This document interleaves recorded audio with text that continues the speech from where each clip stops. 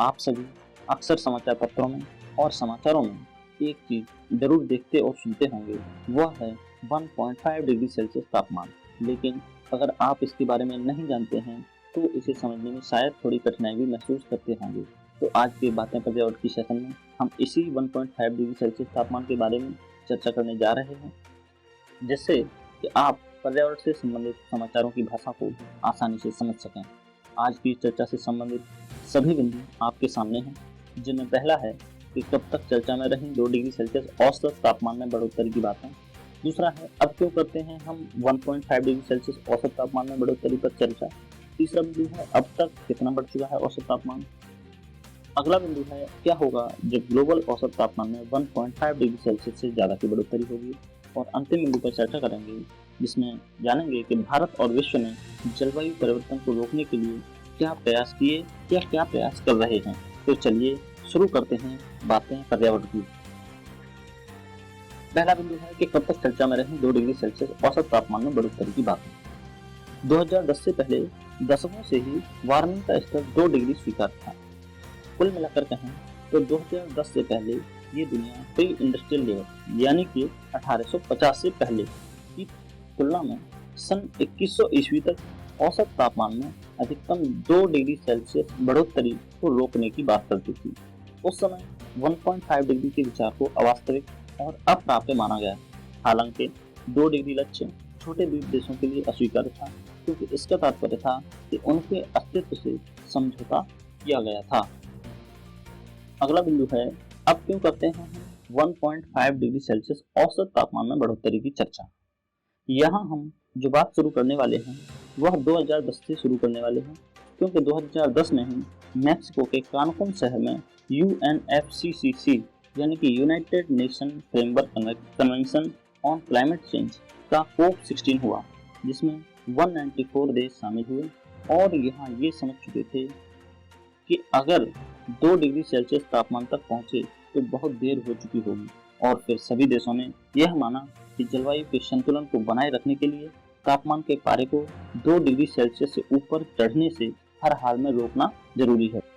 और यहीं पर देशों ने वैश्विक औसत वार्मिंग को 2 डिग्री सेल्सियस से नीचे सीमित करने पर सहमति भी व्यक्त कर दी। अब बात करते हैं 2015 में हुए UNFCCC के COP21 पर, क्योंकि यही सम्मेलन दुनिया में पेरिस समझौते के नाम से भी जाना जाता है और अक्सर चर्चाओं में भी खूब रहता है, और यह बहुत महत्वपूर्ण भी है। इस सम्मेलन का उद्देश्य जलवायु परिवर्तन का सामना करना और ग्लोबल वार्मिंग को पूर्व औद्योगिक स्तर से 2 डिग्री सेल्सियस नीचे तक सीमित करना है। साथ ही इस सम्मेलन में वार्मिंग को 1.5 डिग्री सेल्सियस तक सीमित करने का लक्ष्य भी तय कर दिया गया। यहाँ हम ये कह सकते हैं कि 1.5 डिग्री सेल्सियस तापमान एक निचली लिमिट निश्चित कर दी गई, जिस तक पहुँचने से पहले अगर हम रुक गए तो मानव के लिए अच्छा होगा और इसे संभाला भी जा सकता है। लेकिन 2 डिग्री सेल्सियस तापमान एक लक्ष्मण रेखा है, यानी कि यह अंतिम सीमा है जिसके पार जाने का मतलब मानव सभ्यता के विनाश की शुरुआत है। यहाँ पर 1.5 डिग्री सेल्सियस तापमान का लक्ष्य एक वैश्विक जलवायु लक्ष्य है, जिसका उद्देश्य 2100 ईस्वी तक वार्मिंग को उक्त स्तर तक सीमित करना है, ताकि ग्रह को आगे के जलवायु संकट में फिसलने से रोका जा सके। 2018 में आई inter government panel on climate change की यानी कि IPCC की एक रिपोर्ट ने भी 1.5 डिग्री सेल्सियस तापमान के बढ़ोतरी को रोकने पर मोहर लगा दी, और तभी से 1.5 डिग्री सेल्सियस औसत तापमान अखबारों और समाचारों में खूब चर्चाओं में रहने लगा। तीसरा बिंदु है कि अब तक कितना बढ़ चुका है औसत तापमान। दुनिया के अलग अलग हिस्सों में स्थित WMO के 11 मौसम केंद्रों की गणनाओं के आधार पर यह अनुमान लगाया गया कि एक साल में 1.5 डिग्री की सीमा पार हो जाने की संभावना लगातार बढ़ती जा रही है। एक दशक पहले ऐसा होने की संभावना सिर्फ 10% थी, 2020 में यह 20% हो गई, 2021 में 40% और पिछले साल 48% तक पहुंच गई थी। लेकिन इस साल यह संभावना 66% बताई गई है। अब तक वैश्विक तापमान पूर्व औद्योगिक स्तरों से लगभग 1.5 डिग्री सेल्सियस तो बढ़ ही चुका है। 1850 के बाद से हर 4 दशक पिछले दशकों की तुलना में अधिक गर्म रहा। संयुक्त राष्ट्र की संस्था विश्व मौसम संगठन यानी कि WMO का अनुमान है कि अब से 2027 के बीच ही धरती का तापमान 19वीं सदी के मध्य यानी कि प्री इंडस्ट्रियल लेवल 1850 की तुलना में सालाना 1.5 डिग्री से ज़्यादा पहुंच जाएगा। यह सीमा महत्वपूर्ण इसलिए है क्योंकि 2015 के पेरिस समझौते में इसी 1.5 डिग्री सेल्सियस औसत तापमान को दुनिया की सुरक्षा के लिए खतरनाक सीमा माना गया था और विभिन्न देशों ने शपथ ली थी कि इस सीमा को पार होने से रोकने की कोशिश करेंगे। हालांकि यहाँ यह ध्यान रखना जरूरी है कि पेरिस समझौता जिस सीमा की बात करता है वो कई सालों तक लगातार तापमान का बढ़ा रहना है। इसलिए WMO कहता है कि 2027 में जो 1.5 डिग्री सेल्सियस औसत तापमान में वृद्धि होने वाली बात है वह अस्थायी होगी लेकिन बार बार होगी। चौथा बिंदु है, क्या होगा जब ग्लोबल औसत तापमान में 1.5 डिग्री सेल्सियस से ज़्यादा की बढ़ोतरी होगी। ऐसा होने से कुछ गंभीर परिणाम सामने आएंगे, जैसे हीट वेव और अधिक लगातार और गंभीर हो जाएंगी। गर्म वातावरण में अधिक नमी होगी जिससे वैश्विक वर्षा और तूफान की दर में भी वृद्धि देखी जाएगी। 1.5 डिग्री सेल्सियस पर एक अच्छा मौका है कि हम अधिकांश ग्रीनलैंड और वेस्ट अंटार्कटिक बर्फ की चादर को ढहने से रोक सकते हैं, लेकिन इससे ज़्यादा बढ़ने पर यह बहुत मुश्किल होगा। 1.5 डिग्री पर समुद्र का जल स्तर केवल कुछ फीट बढ़ेगा और केवल समुद्र तटों का क्षरण होगा, लेकिन इससे ज़्यादा तापमान बढ़ने पर देशों को भी नहीं बचाया जा सकता, क्योंकि 2 डिग्री सेल्सियस पर समुद्र का स्तर 10 मीटर या 30 फीट तक बढ़ जाने की संभावना है। 1.5 डिग्री का तापमान 70% प्रवाल भित्तियों को नष्ट कर देगा, लेकिन 2 डिग्री पर यह 99% होगा। इस तापमान से परे सभी मछलियां और समुद्र में उनके आवास नष्ट हो जाएंगे। 2 डिग्री के गर्म होने से कीड़ों की संख्या में वृद्धि होगी और जानवरों के आवासों का भी नुकसान होगा।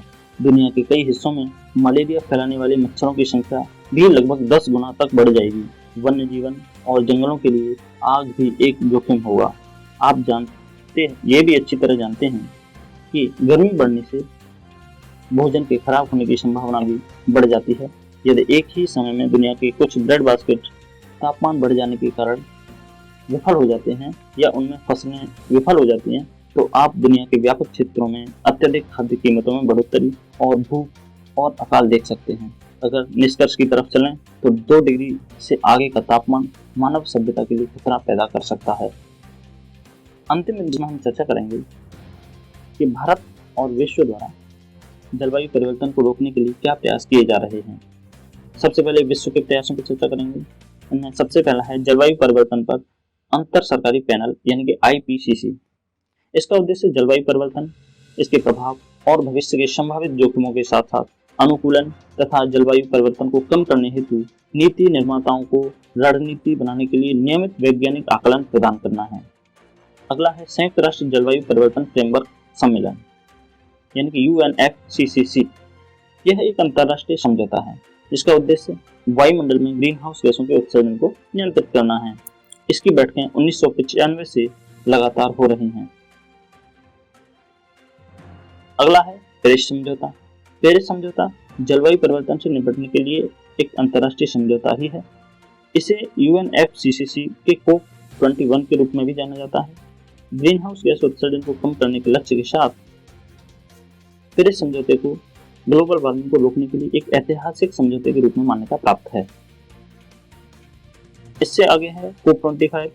COP25 सम्मेलन में लगभग 200 देशों के प्रतिनिधियों ने उन गरीब देशों की मदद के लिए एक घोषणा का समर्थन किया जो जलवायु परिवर्तन के प्रभावों से जूझ रहे हैं। इसके अलावा भी विश्व के और भी बहुत सारे प्रयास हैं जिनसे जलवायु में बढ़ोतरी करने से रोका जा सकता है।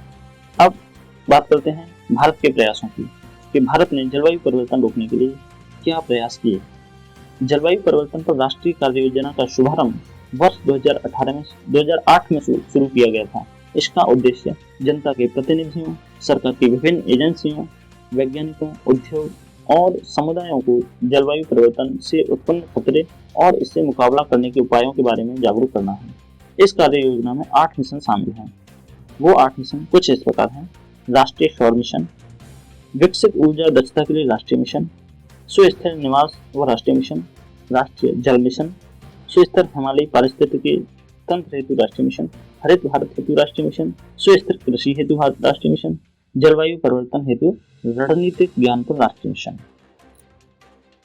बहुत बहुत धन्यवाद।